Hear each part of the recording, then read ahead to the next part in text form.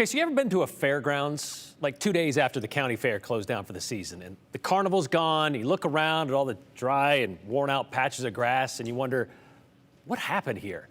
Well, like the carnies that just left town, the Idaho legislature wrapped up their session a few weeks ago, and every year after the dust settles, there's one person who's always left standing to answer the question, what happened here?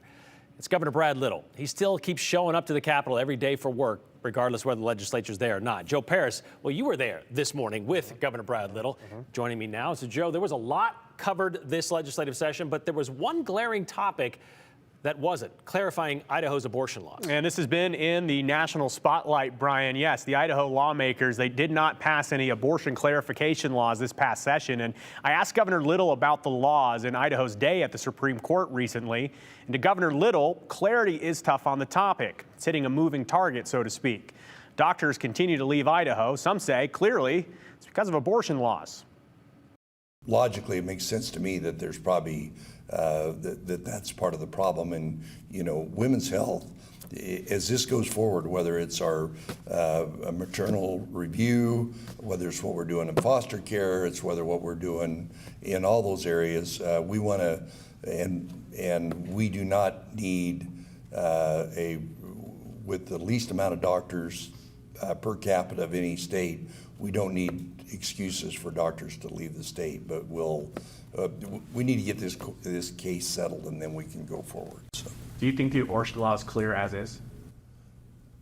Well, I think depending upon what happens in all these court challenges, then the legislature will have better guidance about what they need to do to address the ramifications of it. We'll hear more about that in the coming months. But something that did not get done, again, this past session, school vouchers. Basically, state dollars to help families pay for education. And for the first time, I got to ask Governor Little about his thoughts on the non-action and mindset moving forward. It needs to be transparent and needs to be accountable, just like what we were talking about.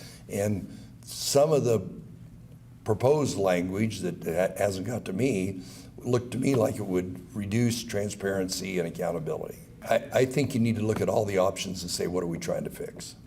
The governor went on to say that Idaho is a nation leader in terms of school choice.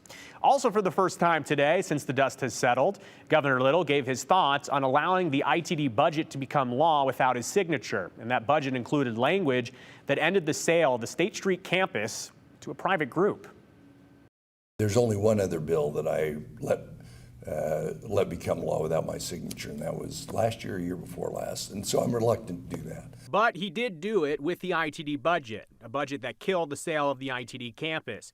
Little says he had other concerns that were in play, critical budget items not worth risking. A veto, given might have jeopardized two of the big things I talked about in my State of the State, which was local roads and bridges and safety enhancements.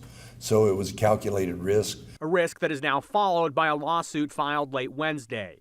The group that thought they had a done deal on the ITD campus filed this with the Idaho Supreme Court, a matter that will be expedited.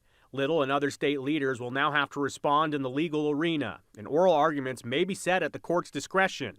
Still, Governor Little is far from endorsing the practice of undoing a deal. When you say you're going to sell something and everybody gets together in a good faith effort and decides, so that's why I got to the point that I said, I'll send him a little note and let it become law without my signature, but I didn't do it until the very end. We'll see what happens over the next year or 2 years, but addressing those bridges was critical, so I let it become law without my signature, because a veto might have been a little risky.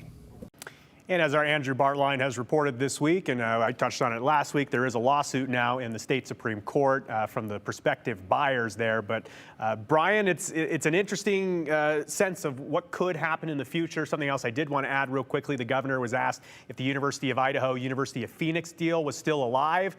His tongue-in-cheek answer was maybe on a strong IV. Oh, so a glimmer of hope for that one.